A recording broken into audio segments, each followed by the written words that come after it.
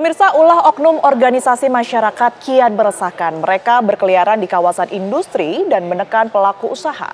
Ya, para pengusaha mengeluh investasi triliunan rupiah kabur di begal oknum ormas. Lantas, apa solusinya? Masihkah oknum ormas nakal dibiarkan berkeliaran menebar ancaman?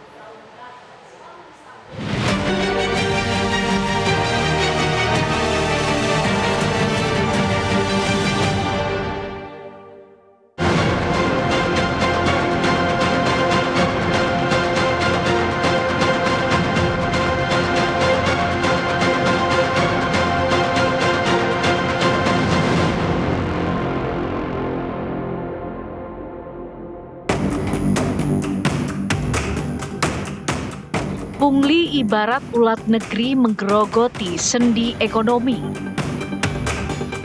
Pungli bergerak di jalanan, beroda organisasi masyarakat, menakut-nakuti gerak investasi. Kendati praktik pungli jalanan merupakan kisah usang, namun ratusan triliun rupiah melayang akibat keamanan di begal.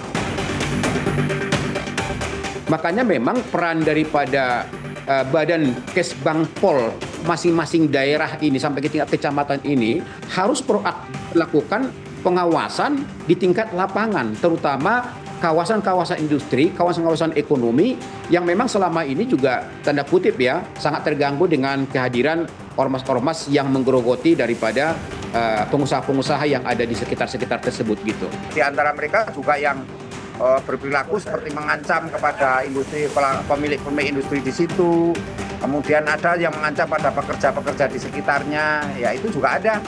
Jadi ada juga yang sifatnya memeras, pungli. Nah, ini yang ormas-ormas yang kategori ilegal yang paling banyaknya itu melakukan pungli-pungli. Tapi yang legal pun juga, ini kalau di praktek di lapangan sulit Mas membedakan mana yang legal, mana yang ilegal. Kegelisahan tindak tanduk ormas mengancam penanaman modal disampaikan Kementerian Investasi dan Hilirisasi. Dari informasi Himpunan Kawasan Industri, tak sedikit investasi batal akibat aksi premanisme dari oknum ormas. Nilai kerugiannya tak tanggung-tanggung, ditaksir hingga ratusan triliun rupiah. Investasi itu membutuhkan kepastian hukum. Begitu. Jadi dalam konteks ini maka kalau misalnya kemudian penegakan hukum itu justru berada di tangan pihak-pihak yang tidak berwenang, diantaranya juga oknum-oknum tadi, artinya tidak ada kepastian hukum, kira-kira begitu. Nah, oleh karena itu kita perlu sekali untuk kemudian memastikan. Jadi sekarang begini deh, masyarakat apalagi dengan hashtag apalah itu ya, beraja dulu dan lain-lain, ini kan artinya mereka berharap perekonomian kita lebih maju. Perekonomian kita lebih menciptakan banyak lapangan kerja. Nah, maka janganlah kemudian hal-hal yang kontraproduktif dengan penciptaan lapangan kerja itu kita biarkan. Wilayah yang sering menjadi lahan para preman ormas ini tersebar di Bekasi, Karawang, Jawa Timur, dan Batam. Modusnya dengan unjuk rasa menutup kawasan. Alur barang dari pabrik pun akhirnya terganggu. Bahan baku tidak bisa masuk. Produk juga tak bisa keluar. Bahkan ada ormas yang nekat menyegel pabrik. Ujung-ujungnya, oknum-oknum ini minta setoran cuan.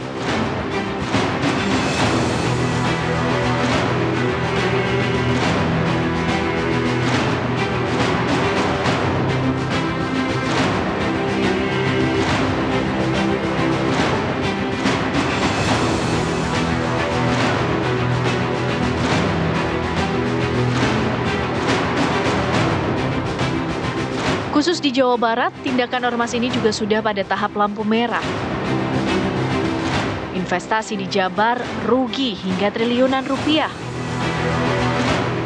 Peluang lapangan kerja baru gagal akibat dibegal oknum ormas. Gangguannya apa saja? Macam-macam. Ada yang misalnya ketika melakukan perekrutan karyawan, maka ormas itu merasa ingin dilibatkan. Ada ketika melakukan pembangunan pabrik, mereka pengen yang menjadi supplier dari material itu. Atau mereka juga meminta menjadi penyedia makan atau jasa catering. Mereka juga pengen untuk melakukan hal-hal seperti pengelolaan limbah. Jawa Barat memiliki banyak sekali potensi dan juga memiliki challenge ya, tantangan dengan adanya begitu banyak penganggurannya membutuhkan pekerjaan.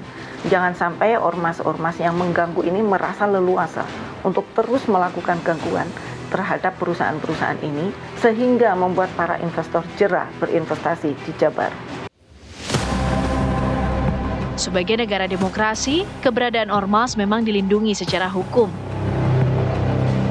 Pemerintah tak bisa seenaknya membubarkan ormas yang berbadan hukum. Proses pembubarannya juga memakan waktu dan cukup panjang, kendati ormas itu dinilai sudah merugikan.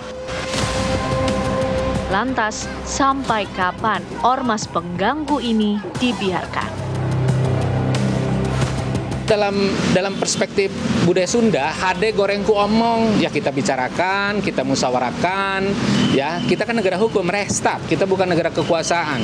Ya pada akhirnya kita kembalikan ke hukum, tapi hukum terbaik kan sebetulnya dengan musyawarah.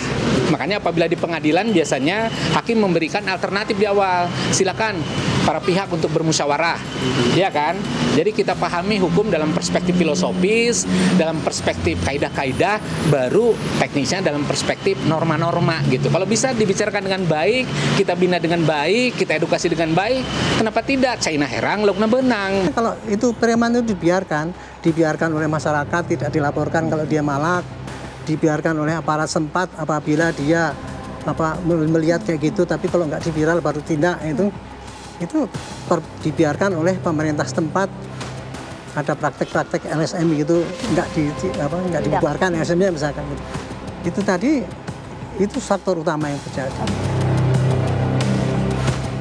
Sudah semestinya pemerintah tegas bergerak. Ormas dengan premanismenya tak boleh menjadi parasit ekonomi. Ormas sebenarnya bisa dibina menjadi bagian penting investasi dengan prinsip saling menguntungkan. Saya rasa pengusaha-pengusaha itu kalau melakukan pendekatan dengan cara-cara yang profesional, saya rasa juga akan diterima, bukan dengan cara ancaman dan tekanan dalam hal ini. Makanya mungkin bahwa pembinaan-pembinaan yang dilakukan kepada oknum-oknum ormas ini bukan hanya semata-mata pembinaan-pembinaan dalam arti kata dikumpulkan, dikasih wawasan, tapi bagaimana juga mereka diarahkan menjadi entrepreneurship gitu loh.